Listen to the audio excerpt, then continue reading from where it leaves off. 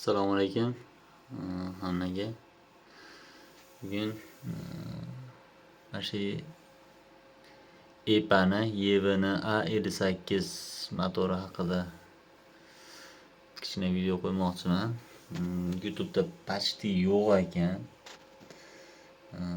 Taka remontga deb qo'ygan videosidan boshqa videoda men topolmadim. Shuncha olib qo'yibman. O'zi o'zbekchada bu повесительный motorlar haqida ham videolar juda ham kam ekan. Biz mana shundan olib o'rnatdik. Narxi ozgina qimmat. Почти обычный motorlarda, suv motorlar narxiga yetib oladigan 550 mingga zo'r oqtarib oldik. Atak qo'ygan joylarda ancha qimmat turibdi bu narxda. Bu bosimni kuchaytirib beruvchi naqa. Misol sizda bochkada tomda suv bor, oddiy qishloq joylarda misol bochkada suv bor yoki ko'chadan o'tgan suvga ulangan bo'lsa ham, bosim yo'q joylarda, tayyor suv bor joyda, trubadan suv kelib turgan joy bo'lsa, o'sha tayyor suvni olib napor bilan otib beradi, bosim hosil qilib beradi, davleniya qilib beradi. Hozir shuni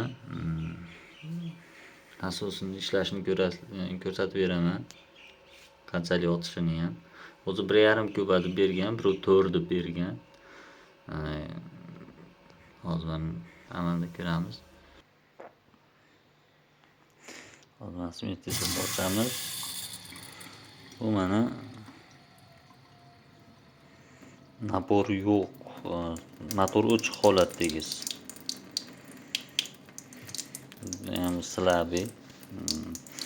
Bundan tushib turibdi. Hozir misol alishtiradigan bo'lsangiz mana yomg'ir hosil qilib berolmaydi yoki nima yo'q, past bo'lib ketadi.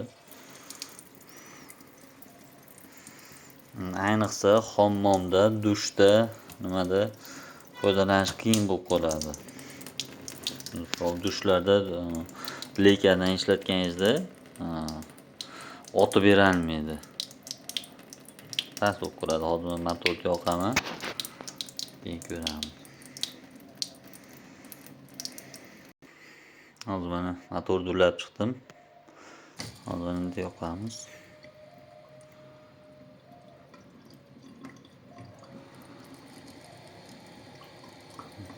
Suv keldi, motorda suv yetib keldi mana. Qulayroq. Motor bilan tushib boshladim. Keldi motor suvi. Haqiqiy bemalol oshxonada ham, hammomda ham, lekadan ham napor bilan tushadi. Ko'rdilaring. Bunchalik bosim hosil qilib beradi. Dushga, vannaga, oshxonaga bemalol yetkazadi. Ma'qul kelsa, buni turlari ko'p bu motorda. Boshqacharoqdan qo'ymoqchi edim o'zi, lekin topilmadi.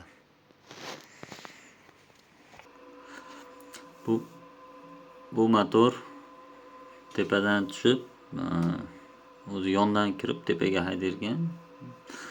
Mana pryamoyligi bor edi, tepadan tushib yoki pastdan bersiz tepaga otadigan bor. O'shandan qo'ymoqchi edim, shunaqasini bizda topolmay qoldim. Mana shundan bo'lsa ham olib qo'ydik. Hozircha yaxshi ishlayapti. Qo'yganlar bo'lsa, kamchiliklar bo'lsa, bilganlar bo'lsa, izohda qoldirsalaring yaxshi bo'lardi. Hozir qo'yganimga 20 kundan o'tyapti. Hozircha yaxshilab turibdi.